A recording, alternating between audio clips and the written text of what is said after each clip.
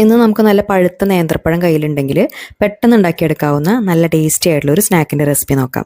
അപ്പോൾ അതിന് വേണ്ടിയിട്ട് ഒരു 3 ചെറിയ നേന്ത്രപ്പഴം ഇതുപോലെ ഒന്ന് കട്ട് ചെയ്തെടുത്തിട്ടുണ്ട്. എന്നിട്ട് അതൊന്ന് ഉടച്ചെടുക്കുകയാണ് വേണ്ടത്. മിക്സിയിലൊന്നും അരച്ചെടുക്കണ്ട. ഒന്നിങ്കിൽ നമുക്ക് കൈ വെച്ചിട്ട് തന്നെ നന്നായിട്ട് ഉടച്ചെടുക്കാം, അല്ലെങ്കിൽ ഇതുപോലെ എന്തെങ്കിലും വെച്ചിട്ടൊന്നാണ് ചെയ്തെടുത്താൽ മതി. നന്നായിട്ട് പഴുത്ത പഴം തന്നെ എടുക്കാനായിട്ട് നോക്കുക. ഇനി അതിലേക്ക് നമുക്ക് മധുരമാണ് ചേർത്ത് കൊടുക്കേണ്ടത്. അപ്പോൾ മധുരത്തിനായിട്ട് പഞ്ചസാര അല്ലെങ്കിൽ ശർക്കര ഏത് വേണമെങ്കിലും ചേർക്കാം. നമ്മൾ എടുത്തിട്ടുള്ള പഴത്തിൻ്റെ മധുരം നോക്കിയിട്ട് അതിനനുസരിച്ച് ചേർത്താൽ മതി. ഇവിടെ ഇപ്പോൾ ഒരു 3 ടേബിൾ സ്പൂൺ പഞ്ചസാരയാണ് ചേർത്തിട്ടുള്ളത്. എന്നിട്ട് ആ പഴവും പഞ്ചസാരയും നന്നായിട്ടൊന്ന് യോജിച്ച് വരുന്നവരെ നല്ലോണം അങ്ങോട്ട് മിക്സ് ചെയ്തെടുക്കാം. എന്നിട്ട് പിന്നെ അതിലേക്ക് ഒരു 6 ടേബിൾ സ്പൂൺ ഗോതമ്പ് പൊടിയും കുറച്ച് നാളികേരം ചിരകിയതുമാണ് ചേർത്ത് കൊടുത്തിട്ടുള്ളത്. 6 ടേബിൾ സ്പൂൺ എന്ന് പറയുമ്പോൾ അരക്കപ്പിനേക്കാളും കുറച്ച് കുറവായിട്ടാണ് ഉണ്ടാവുക. ഗോതമ്പ് പൊടിക്ക് പകരം വേണമെങ്കിൽ മൈദ ചേർത്ത് കൊടുത്താലും മതി. പിന്നെ നാളികേരത്തിൻ്റെ അളവ് അങ്ങനെ പ്രത്യേകിച്ച് കണക്കില്ല, നമുക്ക് എത്ര വേണ്ടത് അതിനനുസരിച്ച് ചേർക്കാം. അതിനുശേഷം പിന്നെ അതിലേക്ക് കുറേശ്ശെ പാല് ചേർത്ത് കൊടുത്തിട്ട് അത് നന്നായിട്ടൊന്ന് മിക്സ് ചെയ്തെടുക്കാം. അപ്പോൾ ആദ്യം ഒരു 1/4 കപ്പ് അളവിൽ ചേർത്ത് കൊടുത്തിട്ടുണ്ട്. ഇതിൻ്റെ ബാറ്റർ എന്ന് പറയുന്നത് ഒരുപാട് കട്ടിയാവാനും ലൂസാവാനും പാടില്ല. അപ്പോൾ കുറച്ചായിട്ട് ചേർത്ത് കൊടുത്താൽ മതി.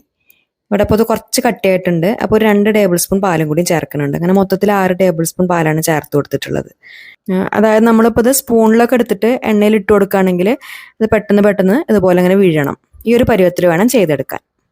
എന്നിട്ട് പിന്നെ അതിലേക്ക് നല്ലൊരു ഫ്ലേവറിന് വേണ്ടിയിട്ട് 1/2 ടീസ്പൂൺ ഏലക്കപ്പൊടിയും പിന്നെ മധുരം ഒന്ന് ബാലൻസ് ആയി കിട്ടാൻ വേണ്ടിയിട്ട് ഒരു നുള്ളു ഉപ്പും ചേർത്തിട്ട് വീണ്ടും നന്നായിട്ടൊന്ന് അങ്ങോട്ട് മിക്സ് ആക്കിയതിന് ശേഷം പിന്നെ നമുക്കത് വറുത്തെടുക്കാം.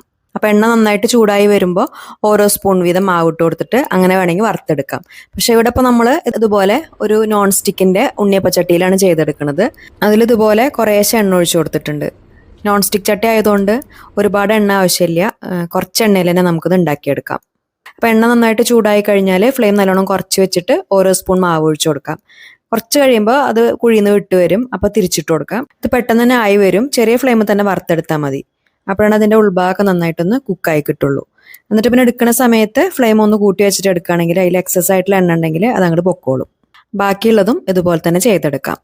സിമ്പിളായിട്ടുള്ളൊരു പലഹാരമാണ്. ചായ ഉണ്ടാക്കുന്ന സമയം കൊണ്ട് തന്നെ നമുക്കത് അടുത്ത സ്റ്റവിൽ ഉണ്ടാക്കിയെടുക്കാം. കഴിക്കാനും അത് നല്ല ടേസ്റ്റാണ്. അപ്പോൾ നേന്ത്രപ്പഴം വെച്ചിട്ട് ഈ രീതിയിൽ ചെയ്യാത്തവരുണ്ടെങ്കിൽ എന്തായാലും ഒന്ന് ഉണ്ടാക്കി നോക്കുക. എന്നിട്ട് ഫീഡ്ബാക്ക്സ് മറക്കാതെ അറിയിക്കുക. അപ്പോൾ നല്ല റെസിപ്പി കൂടിയായിട്ട് ഇനി വീണ്ടും കാണാം. താങ്ക്